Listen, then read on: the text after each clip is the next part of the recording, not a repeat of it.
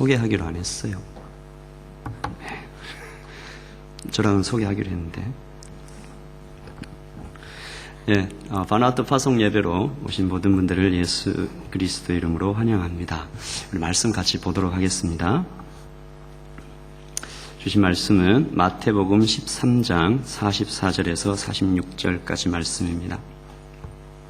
저 여러분이 함께 봉독하도록 하겠습니다. 시작. 천국은 마치 밭에 감추인 보화와 같으니 사람이 이를 발견한 후 숨겨두고 기뻐하며 돌아가서 자기의 소유를 다 팔아 그 밭을 사느니라. 또 천국은 마치 좋은 진주를 구하는 장사와 같으니 극히 값진 진주 하나를 발견하며 가서 자기의 소유를 다 팔아 그 진주를 사느니라. 아멘. 오늘 바누아투 팀이 이렇게 나와서 특송하고 이렇게 봉호를 나누고 이렇게 했었는데요. 저도 1, 2년 전에 바누아투로 선교 정탐 여행을 다녀온 적이 있습니다. 바로 그때는 제가 바룬 때 갔었는데 그 여행은 참 의미 있었고 저한테 참 많은 경험을 해주기도 했습니다. 그렇지만 그 여행은 제게 또한 많은 고민도 안겨준 그런 여행이었는데요. 여러분 잘 알고 계시듯이 세계에서 가장 행복한 나라를 조사했더니 바누아투였더라, 그런 이야기가 있습니다. 어느 정도 사실이었고 영국의 한 기관에서 이렇게 조사한 기록까지 제가 본 적이 있습니다. 작년에 바누아투 바론테 마을로 가서 제가 참 고민하고 당혹스러웠던 점이 바로 그 점이었습니다. 그들은 충분히 행복해 보였어요.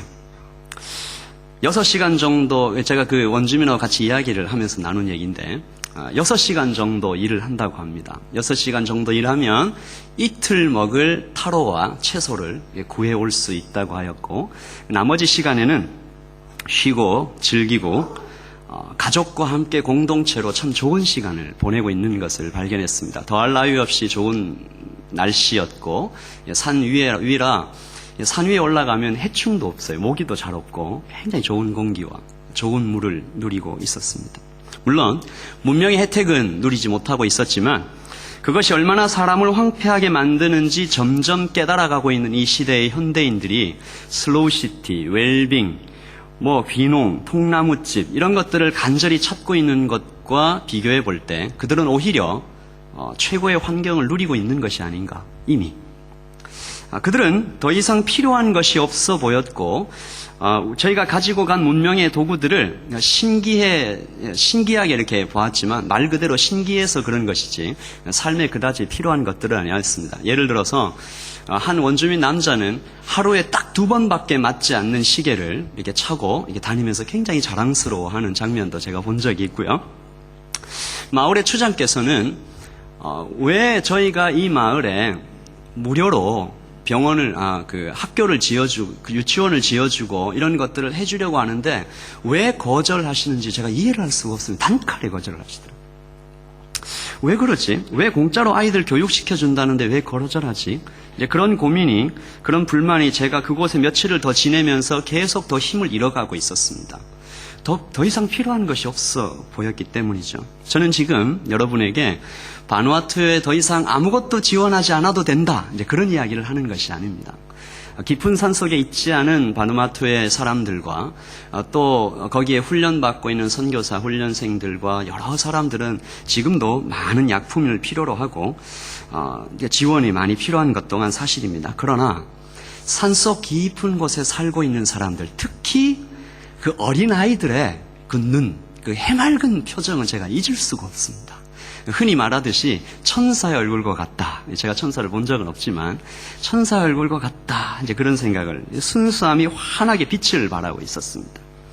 마지막 날 저희가 떠나기 전에 그들은 파티를 열어주었는데 그들은 우리를 위해서 풍성한 음식들과 여러 가지 아주 먹을 만한, 그리고 이제 마실 수 있는 걸 환한 웃음, 그런 마음을 전해주고 얼마나 신나게 춤을 추는지. 저희들은 동방예의지국에 피가 흐르고 있는 저희 팀은 그 파티를 사실 잘 즐기지 못했고 그들은 그 파티에 익숙해 보였습니다. 그야말로 삶을 잘 즐기고 있는 그런 사람들을 보았습니다. 많이 웃고 삶을 즐길 줄 아는 그런 사람들.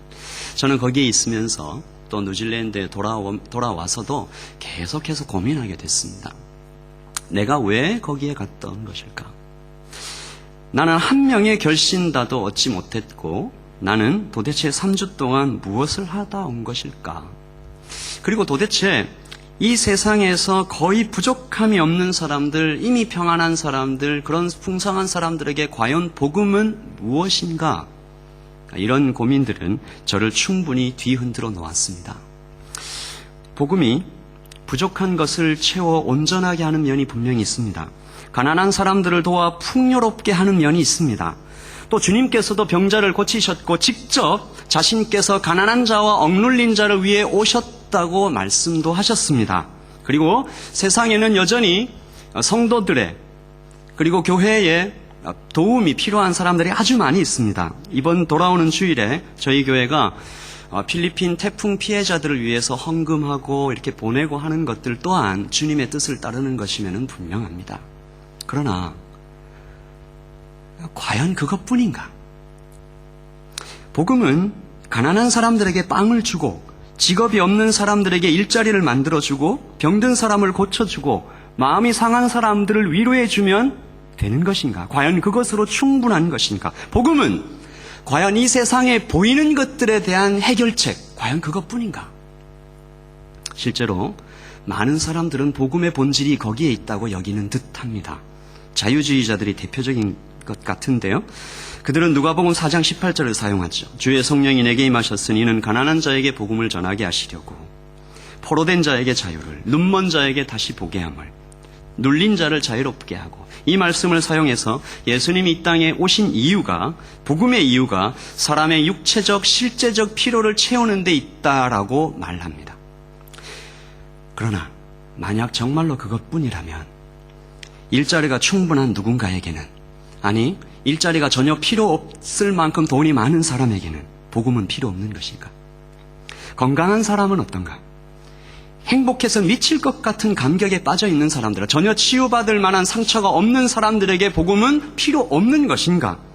복음은 건강해지고 나면 병이 들 때는 복음이 많이 필요했다가 병이 다 해결되고 건강해지고 나면 그다지 쓸모가 없어서 내가 병이 들고 돈을 잃고 다 마음이 다시 망가지면 다시 꺼내 들어야 하는 어떤 치료제와 같은 것인가? 이런 말도 안 되는 어떤 류의 주장이 현대 시대에 꽤 설득력을 얻어가고 있는 듯한 이유는 우리의 현실 세계가 이와 비슷한 패턴을 보이고 있기 때문입니다. 여러분 잘 알고 계시듯이 국민소득이 2만 불 혹은 3만 불이 넘어가면 전도가 잘 되지 않는다고 합니다. 어떤 목사님께서 신방을 가셨는데 집주인 되시는 그 사업가님께서 자기의 집의 그 화려함을, 저는 그런 집 가보지 못했습니다만 집에 한 벽이 수족관이고 뭐 그런 얘기를 하시던데, 자기 집을 보여주면서 목사님, 저희 집보다 천국이 좋겠습니까? 라고 이렇게 물어봤다는 이야기가 있습니다. 가슴 아프게도 그 목사님은 빨리 대답하지 못했다고 그래요. 1초 만에 대답을 하셨어야 되는데 문득 이런 생각이 드는 거예요. 멀리 가보지 않아도 우리 각자를 쳐다보아도 사실 그런 패턴이 있습니다. 우리가 가장 간절히 기도할 때는 언제였습니까? 우리가 주님께 간절히 매달려 기도할 때는 언제였을까요?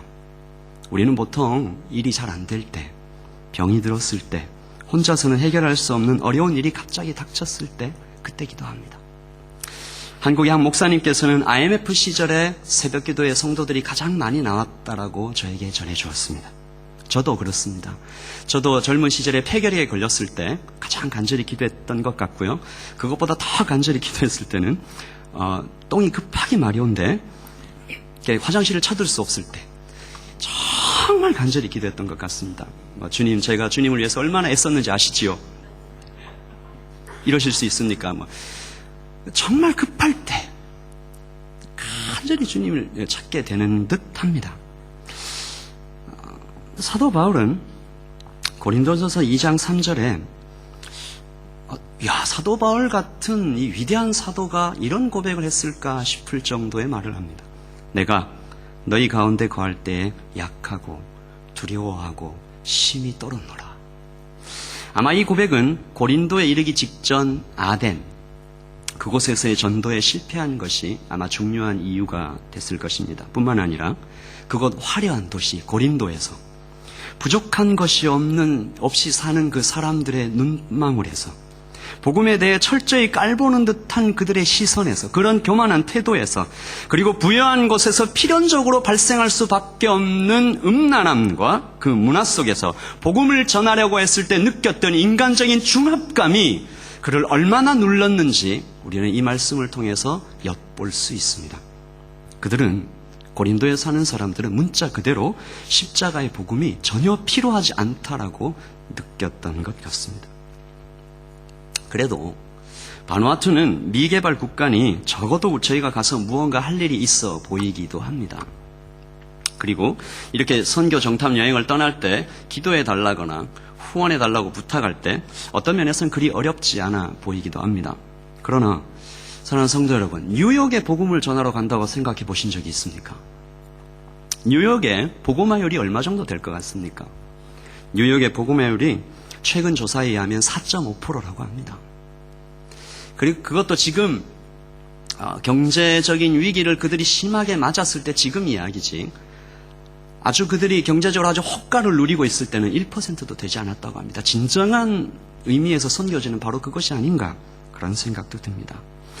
오늘 제가 여러분과 함께 나눈 말씀은 예수님의 그 비유이죠. 천국에 대한 비유입니다. 천국은 마치 무엇과 같다라고 말씀하시죠. 천국은 밭에 감추인 보물과 같다. 또 천국은 극히 값진 진주와 같다라고 이야기하십니다. 이 말씀을 오해하면 안 됩니다. 그렇다면 이 말씀이, 혹시 이 말씀을 우리가 잘못 오해해서 천국에 가면 진주와 사파이어, 에메랄드, 다이아몬드로 장식되어 있는 건물을 보는 것인가? 황금길로 된 길을 걷는다는 이야기인가? 이슬람이 주장하는 것처럼 천국에 가면 72명의 미녀와 함께 이 땅에서 누리고 있는, 혹시 누리고 싶은 그 말초적이고 물질적인 축복이 극대화되는 것이 천국인가? 아니죠. 복음의 핵심이 바로 천국, 즉 하나님의 나라이라고 보는 것이 우리가 분명하다고 볼 때 이 말씀은 우리가 장차 갈 본향, 즉 온전한 천국에 대한 맛보기인 동시에 지금 우리가 이 땅에서 반드시 누려가며 살아가야 하는 복음 안에서의 성도의 삶, 그것에 대한 말씀입니다.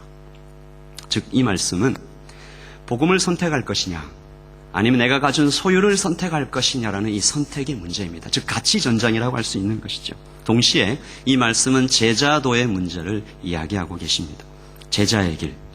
즉 제자도를 정의하는 여러 가지 말이 있을 수 있겠습니다만 가장 간단하게 말한다면 제자도란 무엇을 선택할 것인가 라는 것이라고 저는 생각하고 있습니다.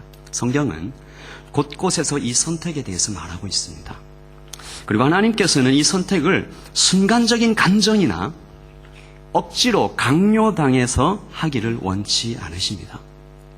여호수아서의 마지막 장 24장 15절에 여호수아는 자신의 죽음을 목전에 두고 이스라엘 사람들에게 선택하라 라고 말합니다. 만일 여호와를 섬기는 것이 너에게 좋지 않게 보이거든 너희 조상들이 강쪽에서 섬기던 신일들이든지 또한 너희가 거주하는 땅에 있는 아모리 족속의 신들이든지, 같이 읽겠습니다. 시작. 너희가 섬길 자를 오늘 택하라. 오직 나와 내 집은 여호와를 섬기겠노라. 아멘. 너희가 섬길 자를 오늘 택하라. 술 취해서도 아니고 억지로도 아니고 순간적인 감정도 아니고 너희가 섬길 자를 신중하게 택하라.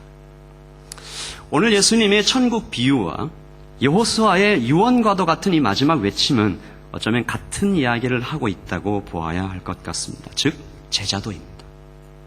무엇을 선택하며 살 것인가? 바로 그 이야기죠. 오늘 바누아투 팀도 이제 토요일이면 선교를 떠나지만 이 제일 앞자리에 앉아있는 우리 청년들도 내일부터 2박 3일간 아웃리치를 떠나게 됩니다. 그래서 이 팀의 파송도 함께 겸하려고 하는데요. 작년과는 달리 이번 아웃리치는 조금 다른 형태로 진행해 보리라 일찍부터 학생들에게 말하고 결심해 왔었습니다. 제가 바로 제가 한국에 있을 때 CCC에서 배운 이 거지 순례 전도의 뉴질랜드 버전입니다. 이 뭐냐 하면요. 지난번 제가 하이델베르그 문답 제10주일 섭리에 대해서 여러분과 함께 나눌 때 한 청년 이야기를 해드렸죠. 돈 없이 아는 사람 없이 주님만 의지해서 가는 조금은 특별한 아웃리치를 이들과 함께 다녀올까 생각하고 있었습니다. 그래서 그리고 저는 그 아웃리치를 갔다 오자라고 학생들한테 이야기하고 많은 사람들한테 이렇게 나눌 때 자신이 있었습니다. 주님께서 먹이시겠지. 아멘 하셔야 되는데. 주님께서 재워주시겠지. 맛있는 것을 주시겠지. 그 기대도 하고 있었습니다. 멋진 간증을 안고 돌아오리라. 주님의 말씀을 먹고 이렇게 들고 가는데 설마 주님께서 안 먹이고 안 재우시겠느냐. 제가 옛날에 불렀던 노래, 복음 들고 산을 넘는 자들의 발길, 아십니까 이 노래? 아름답고도 아름답도다. 이 주님의 용사, 십자가 전도자가 가는 길에 고난이 웬 말이냐, 그런 생각을 하고 있었습니다. 그러다가 어느 날 청년부 목자들과 말씀을 나누다가 이 가슴이 철렁 내려앉았습니다. 그때 본문은 고린도후서 11장 24절이었는데요. 유대인들에게 40에서 하나 감한매를 5번 맞았으며 3번 태장으로 맞고, 여러분 이 말씀이 심각한 말씀입니다. 웃으시면 안 됩니다. 1번 돌로 맞고 3번 파선하고 일주야를 깊은 바다에서 지냈으며 여러 번 여행하면서 강의 위험과 강도의 위험과 동족의 위험과 이방인의 위험과 신의 위험과 광야의 위험과 바다의 위험과 거짓 형제 중의 위험을 당하고 또 수고하며 애쓰며 여러 번 자지 못하고 주림에 목마르고 여러 번 춥고 헐벗었노라. 이 말씀은 사도 바울이 그의 전도 여행 중에 실제로 겪은 고난들을 아마도 일부분만 제한적이고 조심스럽게 나열한 것일 것입니다. 사도는 오늘 저희들에게 복음 들고 산을 넘어가다가도 강도를 만날 수 있다 이야기하고 있습니다. 죄를 지어서 받는 고난이 아니라 오히려 복음대로 제자답게 주님 따라가다가 돌로 맞는 일이 있다라는 것입니다. 선교를 하러 갔는데, 잘 들으세요 우리 청년들. 선교를 하러 갔는데 아웃리치를 떠난데 여러 날 자지 못하고 쫄쫄 굶고 배를 움켜쥘 수도 있다라는 것입니다. 내일 떠나는 아웃리치 팀이 바로 그럴 수 있을 것 같고요. 그러리라고 제가 예언하는 것도 아니고 그러고 싶다는 것도 아닙니다. 토요일 떠나는 바누아투 팀도 산을 올라가 다칠 수도 있고 음식을 잘못 먹어 배탈이 날 수도 있겠습니다. 또 힘써 복음을 전했는데 아무도 예수님께 관심을 보이지 않고 오히려 조롱과 무시를 당할 수도 있겠지요. 이것이 불완전한 이 땅의 현실이고 또 성경이 증거하는 바입니다. 사랑하는 성도 여러분, 선교는, 전도는 무엇을 얻으러 가는 것이 아닌 것 같습니다. 인생에서의 특별한 경험을 하러 간다. 또한 선교를 하러 간다라는 그 어떤 공명심도 말끔히 비워내야 하는 것이 바로 제자도이며, 선교는 제자도의 삶을 살고 있는 제자가 복음 전하기라는 형태로 또 다르게 나타나는 한 형태에 불과한 것입니다. 그 과정이죠. 제자도는 영원한 것을 위해 영원하지 않는 것을 기꺼이 버리는 것입니다. 그것을 위해 어떤 것이라도 다 상대화하는 것이죠. 그러므로 선교는 마땅히 자기 부인이 연습되어야 하는 것입니다. 이들은 먼저 육체를 부인하게 될 것입니다. 10시간가량 걸어가야 되는 바누아투, 올라가서도 불편하게 짝이 없는 맨 땅에서의 취침과 먹기 힘든 원주민들의 음식, 개인적으로 저는 맛있었습니다. 타로. 못 먹는 사람들도 많았지만 복음을 위해서 이런 것들을 감당해 나갈 때 이 모든 것들은 훌륭한 제자도의 훈련 과정이 됩니다. 또 여러분들은 자기 소유를 부인하게 됩니다. 이들은 많은 돈을 내고 바누아투로 가죠. 자기 시간과 자기 사업, 그리고 여러 가지 좋은 기회들을 포기합니다. 또 즉 자존심, 자기 생각을 부인하는 훈련입니다. 제 생각에는 아웃리치 팀이 이 훈련을 많이 받지 않을까. 복음을 거절하는 철벽과 같은 사람들을 만나지 않을까. 낯선 사람들의 방문을 두드리며 복음을 듣겠습니까?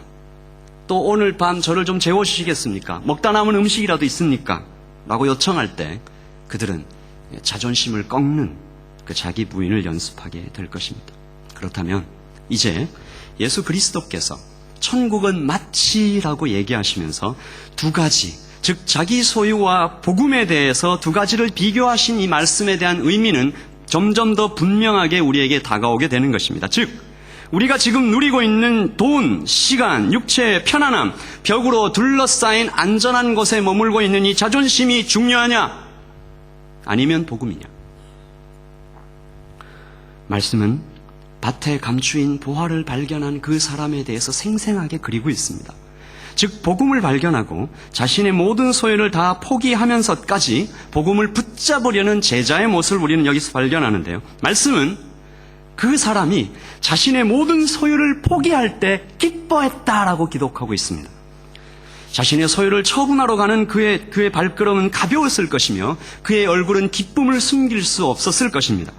그의 모습을 보는 그의 친구들은 이해할 수 없다고 생각했을 것이고 그가 모든 재산을 팔아 값이 오를 가치가 오를 가망성이 전혀 없는 투자 가치가 없는 쓸모없는 밭을 사러 가는 그 모습을 보고서 바보짓이다. 이 친구 불쌍하다. 누구에게 속았나 보다. 너 왜 그러냐? 거기다가 네 인생을 투자하면 안 된다. 그렇게 살면 안 된다. 이 땅에 투자해라. 도시에서는 도시의 논리가 있고 세상에는 세상의 논리가 있다. 여기에 투자해라. 여기가 먹음직도 하고 보암직도 하지 아니하냐. 그래야 수익을 올릴 수 있다. 내 말을 따라라. 그러나 우리가 잘 알고 있듯이 그 사람은 분명하게 알고 있는 것이죠. 그는 눈으로 보았고 피부로 느꼈고 살아냈습니다. 그가 발견한 보물이 얼마나 값진 것인지 내가 지금 가지고 있는 소유와는 아예 비교 자체도 되지 않는 그 복음의 밭에 숨겨진 보화의 가치를 그는 발견한 것입니다. 바누아투 사람들에게 이 보물이 없는 것입니다. 겉으로는 부족함이 없어 보이는 이 복지국가, 이 뉴질랜드의 시민들에게 이것이 없는 것입니다. 영원한 삶, 천국. 그러므로 이 땅에서 이들이 우리가 눈으로 보는 그 어떤 평안함과 풍성함을 누리고 있다 해도 그 모든 것이 다 물거품과 같다는 것입니다. 그래서 그 이유 때문에 복음을 들고 가는 것입니다. 만일 10년을 애써서 단 한 명의 신자를 얻는다 하여도 그 자체로 엄청나게 남는 장사이기 때문에 믿음의 선배들은 복음을 들고 아프리카로, 중국으로, 북한으로 들어가서 모든 것을 다 태워드렸던 것입니다. 그러므로 바누아투 선교팀들과 아웃리치 팀에게 그리고 성도님들에게 누가 물을 때, 여러분의 손을 붙잡고 누가 물을 때 왜 당신은 이 많은 돈을 쓰고 이 많은 시간을 들여서 왜 여기 첩첩산중에 또 여기까지 왔냐고 물을 때 우리가 대답해야 하는 것입니다. 나는 밭에 숨겨진 보화를 발견했다고. 예수님을 만난 것이 나는 너무 기쁘다. 나는 나의 삶의 모든 것을 그분께 맡겨드렸고 그분은 나의 왕과 구주가 되셨고 바로 그분께서 당신에게 가라고 하셨고 나는 그분의 뜻을 따르는 길에 이유가 있을 수 없기에 주께서도 나를 이유 없이 사랑하셨고 조건 없이 사랑하셨기 때문에 나도 그렇게 하는 것이 마땅하다고, 그렇게 하는 것이 기쁘다고, 당신도 나의 이 사랑, 이 보물, 이 복음을, 이 주님을 만나보고 싶지 않냐고. 우리는 그렇게 대답해야 되는 것입니다. 어떤 사람은 말합니다. 물건을 보내면 되지 않냐? 돈을 보낼 수도 있지 않냐? 차라리 지금 저 청년들을 지금은 좀 공부하게 하고 나중에 돈을 많이 벌 수 있도록 그렇게 준비시켜서 그때 그들이 번 돈을 그것을 보내는 것이 낫지 않냐? 그렇게 주장하기도 합니다. 아닙니다. 주께서 이유를 달지 않고 가라고 하셨고 왕의 명령을 수행함에 있어서 차선이 있을 수 없고 생명을 얻기 위해 또한 생명이 가는 것이 너무나도 당연하기 때문에 우리가 몸을 일으켜 가는 것입니다. 저는 지금 선교를 이 후방에서 후원하는 것은 차원이 낮은 일이고 직접 나가는 것은 더 차원 높은 사역이라고 말씀드리고 있는 것이 아닙니다. 사명은 각자다 라는 말이 있듯이 주께서 그때에 그 일을 시키시는 이유가 분명히 있을 것이고 주어진 그 뜻을 받들어 따르는 모든 사람들은 마땅히 주님께 칭찬을 받아야 하겠지요. 그러나 그 누구도 부인할 수 없는 분명한 사실은 가는 사람이 있어야 됩니다. 눈과 눈을 마주보고 손과 손을 붙잡고 떨리는 입을 열어서 말하는 사람이 분명히 있어야 됩니다. 그리고 이 명령은, 이 가라는 명령은 아무 조건 없이, 아무 이유 없이 모든 제자들에게, 모든 그리스도인들에게 다 주어졌다는 사실입니다. 그 사람의 상황과 언어적 능력과 경제적 상황과 육체적인 어떤 강건함과 그 모든 것과 고려 없이 모든 사람에게 이 가라는 명령은 내려졌다는 것입니다. 제자는 그 명령을 따르는 것입니다. 제자는 그 명령을 따르면서 기뻐하는 사람입니다. 이제 말씀을 마무리하면서 바누아투 팀과 야오누치 팀에게 질문하겠습니다. 여러분들은 밭에 감추인 보화를 발견하셨습니까? 그리고 여러분은 그 보화의 가치를 알고 계십니까? 그래서 여러분들은 그 보화를 얻기 위해 무엇을 놓았습니까? 그 보화 때문에 여러분의 삶에 어떤 것을 포기했습니까? 어떤 대가를 지불하셨습니까? 그리고 그 대가를 지불할 때 여러분은 기뻐하며 놓았습니까? 여러분이 아오니치 중 2박 3일 동안 먹지도 못하고 자지도 못하고 수없이 거절을 당한다 해도 주님은 여전히 선하십니까? 바누아투에서 타로가 입에 맞지 않아도 또한 아무 선교와 연관이 없는 것 같은 이런저런 일을 하다가 여기저기 쑤시고 아파와도 부상을 당해도 내가 계획했던 그 어떤 일이, 내가 품어왔던 그 어떤 사역을 하나도 못한다 해도, 심지어 그렇게 열심히 도와주었는데도 감사 인사 하나 듣지 못해도 주님은 여전히 선하십니까? 바로 어제 알파의 11주 사역이 이렇게 끝나면서 간증을 하고 수고했던 많은 사람들이 함께 기뻐했습니다. 마지막 모든 기자재를 치우면서 특별히 데코하신 분이 이렇게 하나씩 치워나가는 과정들을 볼 때 그분에게도 제가 좀 묻고 싶었습니다. 당신이 그렇게 열심히 장식하였던 그것들이 하나의 칭찬도 듣지 못했어도, 물론 칭찬을 많이 들었지만 주께서 기뻐하셨다면 당신은 그것으로 기뻐할 수 있었겠습니까? 물론 그분은 예라고 대답했을 것입니다. 이제 사랑하는 성도 여러분들께 똑같은 질문을 드리겠습니다. 교회에서 여러 가지 봉사로 여러분께서 수고하시며 주님께 나아갈 때 아무에게도 어떤 칭찬도 듣지 못하는 일을 1년, 2년, 3년 계속하고 있을 때 그때도 주님은 여전히 선하십니까? 주께서 기뻐하시면 그것으로 나도 함께 기뻐할 수 있습니까? 그것으로 나는 충분히 만족합니까? 사랑하는 성도 여러분에게 질문합니다. 보화를 발견하셨습니까? 다이아몬드 광산을 발견하신 것 같은 기쁨이 우리 가운데 있습니까? 또한 주께서 슬퍼하신다는 그 이유 하나 때문에 주님을 따르는데 자꾸 발목을 잡는 그 어떤 것, 그것을 주님이 슬퍼하신다는 그 이유 하나 때문에 내가 사랑하는 그것을 끊어본 적이 있으십니까? 그리고 주님의 눈과 마음이 가는 곳에 내 마음도 자꾸 가고 내 눈도 자꾸 가고, 그래서 시간을 들이고 물질을 들이고 자존심을 꺾고 눈물을 쏟아 사람을 섬겨본 적이 있으십니까? 이 모든 질문에 여러분 당연히 예라고 대답하시겠죠. 말씀을 마무리하면서 오늘 제자도의 길을 떠나는 이 선교팀과 아웃리치 팀, 특별히 청년들을 축복하면서 우리 모든 성도님들과 저도 함께 제자도에 대해서, 선택에 대해서, 천국에 관하여 결단하고 기대하고 소망하는 그런 시간이 되시기를 예수님의 이름으로 축복합니다. 우리 같이 한번 기도하겠습니다.